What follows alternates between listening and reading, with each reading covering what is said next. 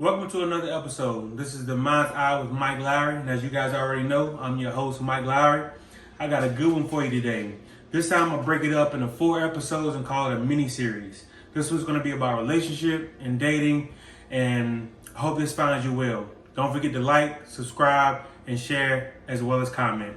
Love you guys.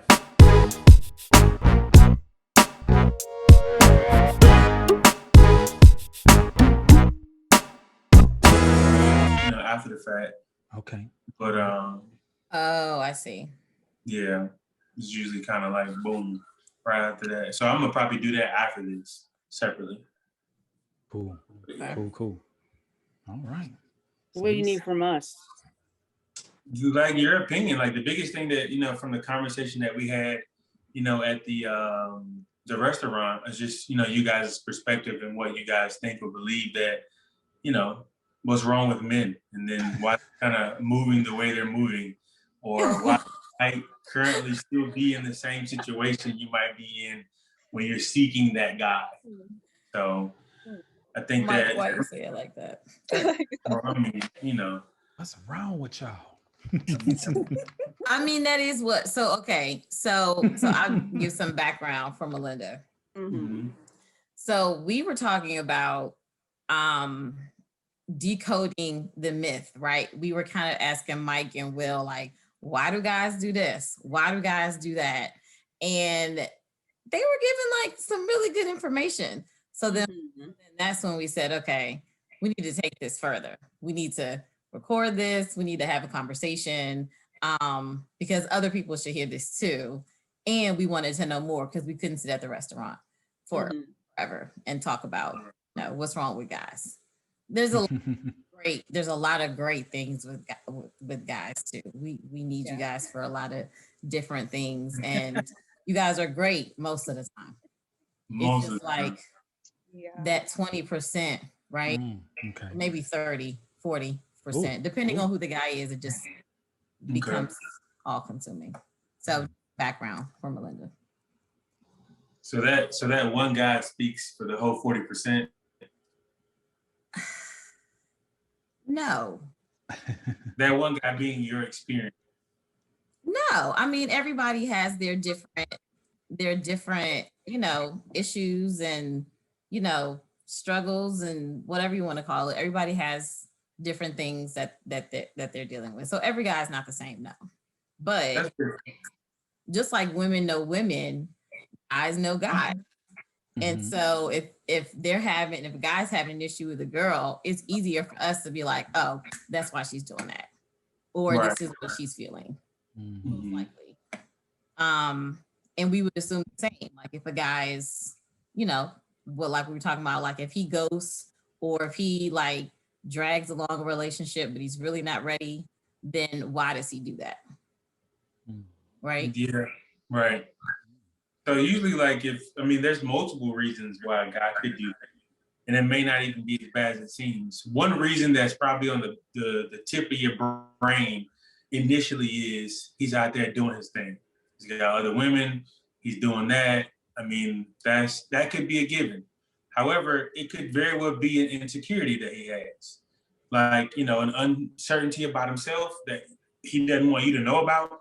It could be his job placement. It could be he has kids. It could be anything as to why he doesn't feel secure enough, to be in that situation with you.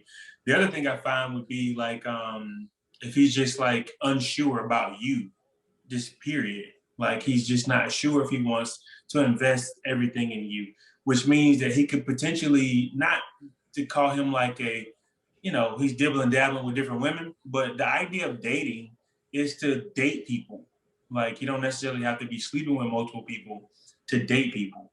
And so because he might be dating you, he might be dating her, he may find more chemistry and compatibility with this other lady and may pull back from you or vice versa. So most of the time women look at the situation like, oh, he's just a dog. He just got all these women, blah, blah, blah. But he's really like trying to maybe find his wife. And you can't just do that just with one person the entire time. As long as you're not sleeping around and doing anything like that, you're just really trying to get to know and meet people.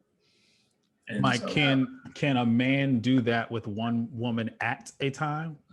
You see what I'm saying? Like, so maybe if you're If we trying live- to figure it out, but not doing 3 or 4 at the same time, maybe say, let me see how this works. And then being honest and saying, okay, listen, this ain't working. I'm pivoting over here and I go on to the next one and seeing if that works. I don't think that's impossible. However, like, we don't live in biblical times when nobody's living to 800 years anymore. So, and what I mean by that is like, if a man is like, 30, and it's like, okay, let me spend 5 to 6 months with her, it don't work out. Let me spend 3 months over here. Nah, I ain't feeling that. Let me spend 2 months over here. Nah, let me spend a year over here. Nah. When he can kind of like be a gentleman about the situation, say, hey, look, I'm dating, multiple people, nothing physical. I'm just really trying to get to know people.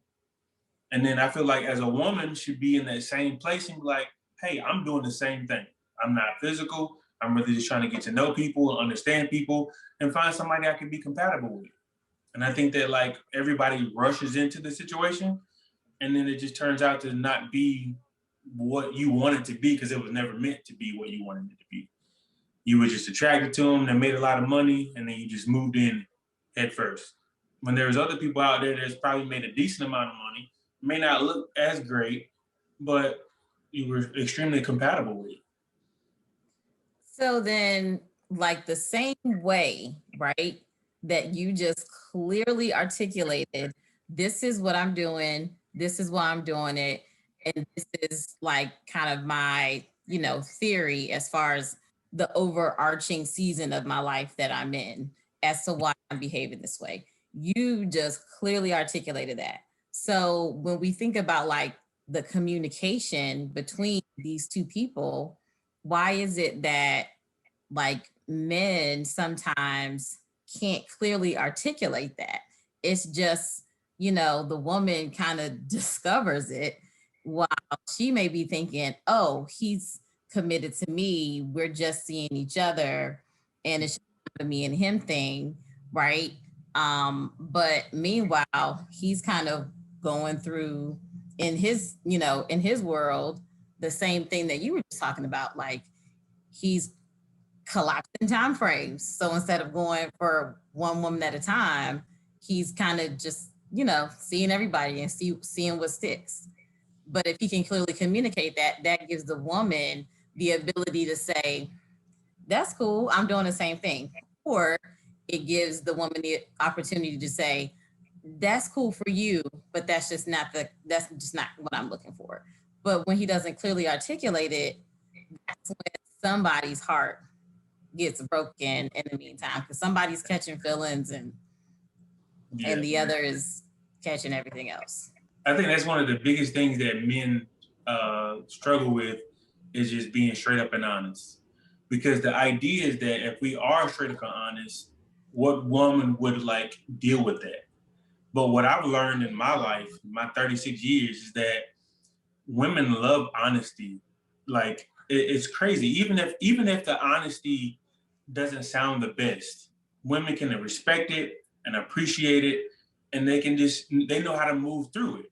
But if you're not being honest, if you're not doing that, then obviously you're gonna put yourself in situations where you got somebody calling you late at night that you're not sure about yet because you're just not being honest with them. But I can only speak for myself. I made that transition of honesty and just being straight up and forthcoming. And I realized just with any and everything that I do, like I'm always honest about it, but it's almost kind of like backfiring in a sense for me. Like, cause you can go out and date people and then they'll ask you if you're dating someone and you tell them, yeah, it's kind of intriguing, but I'm being honest. They're like, okay, well, I realize no woman really wants anybody that isn't wanted. So it's kind of like a thin line that you have to find the balance in. But if you're in a place of dating, then that can be okay. Like, because who's to say that situation might work out? But that doesn't mean you keep people in the background either, especially if you're in a committed relationship. But speaking for other guys, like I think that they will get more in the long run if they're just honest. And I trust me, I used to lie bad, but I definitely made that transition into telling the truth. You get more out of being honest, for sure. Here's what I like about honesty. The honesty of it all is you don't take away my power. you don't take away my ability to make a decision. When you start lying bad, as you said, then you've taken that away. I'm less concerned with the content of the lie, but the fact that you have jeopardized my ability to make decisions about what I want and what I like and what I need. And so that's why honesty works for me. I can't speak for everybody. I see nodding of heads, but I can't speak for every woman. But that's why it works well with me, and the circle that I'm with would agree, because we want to be empowered to say, well, you're not really making, don't lie to me about how much money you're making, for instance, right? Mm-hmm. Don't lie, because eventually the truth is going to come out, but I can make a decision about, does my money that I make match your money or elevate you, or is it not enough, right? I can make those decisions and we can have a conversation about what our future looks like. But if you start lying about you making some money and you're really at home unemployed, right? Eventually I'm going to find out when you don't have any dollars. So what's the point of lying? And then you've insulted me in the long run of that. And so now I can't trust you anymore with my ability to make those decisions, right? Now I just don't trust you with my decision making and my power. Because in this world, right, we have to fight for every piece of power and every piece, and especially Black women, right? We're up against white women, we're up against black men, we're up against everybody in this world, right? We have to be 2 times smarter, 3 times work harder, right? All of those things. And so in an intimate relationship, I don't want to have to fight for power here in this space as well. Yeah. Well, think about that from a man's perspective, though. Like, think about it like in a sense where like a man really likes a woman, but he doesn't have a job. In his mind, he has no chance in getting this woman he likes. Yeah, that was actually running through my mind too. Like I think about the social structure of dating right now, which is men chase and women get chased. So you were talking about power, but if that's the structure, women have already relinquished some of that power, because I would think if it's men chase, women get chased, men have created a process or a strategy to get what they want. And lying is a part of that process. If they see like, oh, she's bad, she has this, I think she's going to fit, but they're insecure and saying, she's probably not going to like this about me, about this. Let me put forth the best version of me. And then the other stuff I can, whatever, push it to the side because I want that. And I understand that women want to be chased and I need to pursue to get that. And if there's some fuzzy stuff that maybe I need to, lie by omission about, we can get to that later. But I think that's, especially within the security of men, in the structure of men chase, women get chased. I feel like that creates a little bit of that. Yeah, for sure. I mean, also think about it too, like when it comes to women, and I would say like more so like the Black women, like they have made it hard for men to show emotion. So if I tell you, interesting. They have. I mean that's the truth. Like a lot of people can tell you that. But so if I tell you that, in general, like I'm going through this, I'm going through that, that right there already shows a sign of weakness. And so I can't show you that I'm weak because I understand how you're gonna take it. Raised. But Ken, go ahead, Melinda. No, go ahead. No, go ahead, Melinda. Because there's not all. I'm not saying all women now. Don't do me like that. I mean, he's just saying all Black women. That's what he's saying. I mean, he did say Black women. He didn't say he said Black women. So I think that there's definitely an element. There are some women that don't want a man to show emotion. I personally, I need you to tell me all those things so that they don't come up in other areas as issues. So when you are not sharing your feelings and what you're dealing with, and all, that's when you get infidelity. That's when you get all these issues of people stepping out and doing things that they're not supposed to be doing. So please tell me what is happening so we can address it. Because I don't want it to rear its ugly head somewhere down the line because you feel like you can't speak to me. And if you feel like you can't tell me your feelings, then we have a big problem in this relationship with communication and vulnerability. I agree with you 100%. I just wish it was that easy. I mean, I really do. Like, I mean, all this stuff is stemmed from history and like stuff that's going on over and over and over. Like a lot of these men, may have grown up with, not a father, or grown up with certain things and didn't see certain examples, or just whatever the case may be. And all they see is that when they try to show women emotions, and feelings, they get shut down. So then that puts them on the path to like the next time I put myself in a situation, I'm gonna do it differently. And that might be the person you should have kept doing it the same way, but who's to say? How did we know? I mean, I think it's like rooted for the man and the woman to go back and just kind of restructure some things and start over.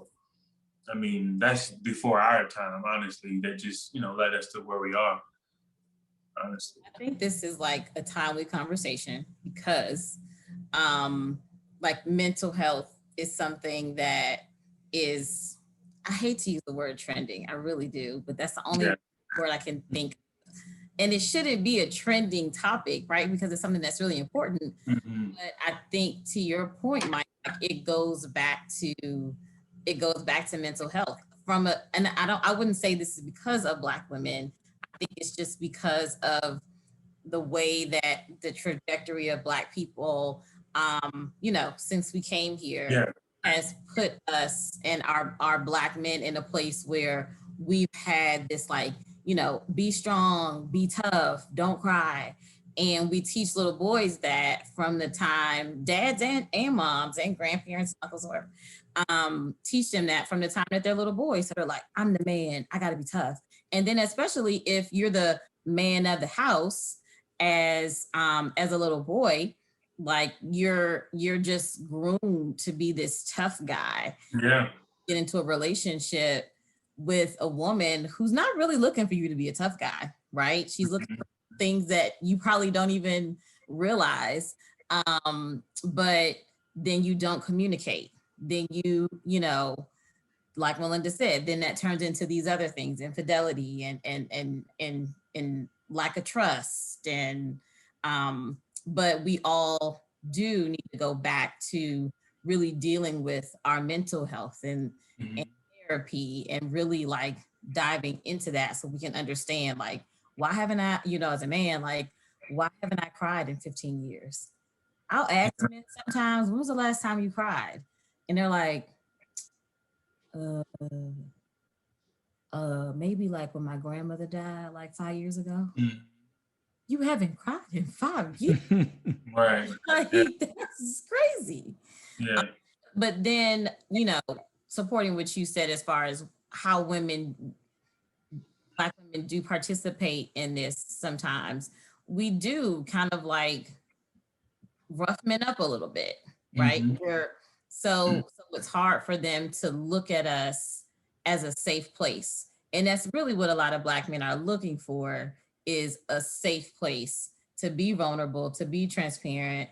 If I tell you something that is difficult, I don't want you to yell at me. I want us to just have a conversation. And sometimes, yes, we do make that difficult. So I agree with you on that. Yeah, I thought you were going to go. Sorry. Go ahead, Mike. No, go ahead. You got it. When you said, Nakia, that it was, timely for the discussion, I thought you were going to go down a path of and you touched on it a little bit, the generational curse of it all, of how Black people came to be, right, in this country. And so I really thought you were going to dive just a little bit deeper into that, in the sense that, right, they were Black men were demasculated, or emasculated, that's the word, emasculated, for such a long time, that, right, and for good reason, for protection, right? You can't be a macho man like all the rest of the men who are beating and whipping on you. You have to be stoic and stand here and take these whippings without the tears, without any type of emotion or anything. Just sit here and take it. And then I think as a result, then Black women, right, then had to compensate and become the strong ones, the firm ones, right? And so that just keeps perpetuating itself throughout our history. And so I think that's how we can fall trap into not allowing Black men to have emotions, right? And it's, some of that is rooted in that. The fact that the Black man is not always available as a father is rooted in the fact, all of the slavery pulling them away, right? And so it's okay now that you're not necessarily in the picture because great grandma didn't have, Jim Bob as her partner, because he got shipped to another place and she did it by herself. So surely you can do it by yourself.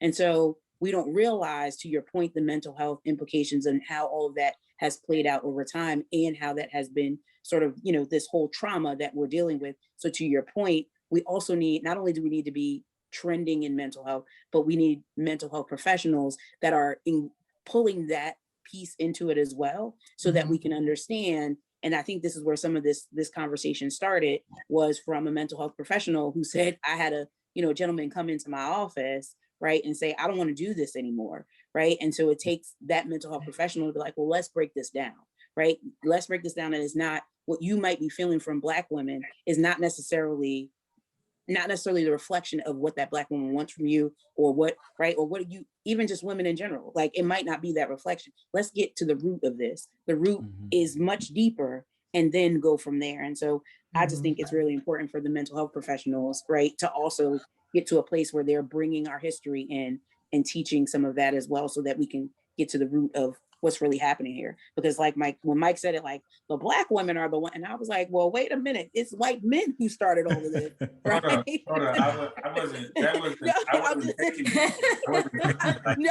That was just my response. Like, I clearly know you well enough to know that's where my first thing was like, well, it's these white men who want to have all the power and control. And here I go back to power, right? All the power and control over everything. Right. And then how that perpetuates through our history and lineage. I, for one, am raising a child who is a Black male who is allowed to freely express his emotions. And I remember someone who is related to him telling me he couldn't be that way when he was crying, because she was blaming him for something that he did not do. And she had done some other things to him. And he finally let his tears out. He's about 12 years old. And she was saying, he can't be like that. He has to man up. And with him standing in presence, he is allowed to cry, he is allowed to yell, he is allowed to do all of those things, because those are expressions of human emotion, right? And so when you quell that, then you are taking away his humanity. And that was the conversation that we had. So I know that there's other women like me raising these men to have emotion and to be able to have some of those harder conversations. So I just wanted to say that too, like, right, there are some men, back to your 40% and 60%, that are being raised to be able to express their emotions as well. So just wanted to add that tidbit too. That's why my hand was up. That's really good. I wanted to, go ahead, Mike. This is 2 seconds. All I want to say is, I feel like we have been brainwashed and instilled in believing that a Black man can be strong by himself and a Black woman can be strong by herself, instead of learning how to be strong together. That's good. That's good. One thing I wanted to add was, I am a product of a single parent home as well. And so I think it is great that we're talking about history, society, and the family structure, because all of those play a really important part of the development of a person and the rules and constructs that they operate within. But I can also tell you that as someone who is almost 30, not in my 20s anymore. Don't look at me like that. What I can tell you is, all these 30 slums on this thing. I have taken responsibility for my own emotional state, and I've had to go seek out professional help. I've had to go seek out information, things that I believe will equip me to become a better, whatever it is, father, husband, professional, leader. I've decided that I recognize there are gaps, there are voids, there are things about me that are not perfect, that are not great. And I've had to decide, I need to get help. I need to get more information. I need to get in community with other people who see mental health and growth as valuable. And so I'm curious to know, and maybe I'm taking the conversation in another direction. As women, when you're dating men early in the conversation, I'm curious if you all are evaluating whether any of those things are important to the man that you're dating. Are you asking at the dinner table, like, so are you reading books? Like, what's good? What's the deal with God? Are you in therapy? I mean, are these things that are important to you early in the dating process, or are we getting further along and you're like, this dude is emotionally falling apart? Well, that concludes episode 1. I hope you guys found some interesting points about relationship and dating. If you guys have any questions, feel free to comment. Stay tuned. There's more coming.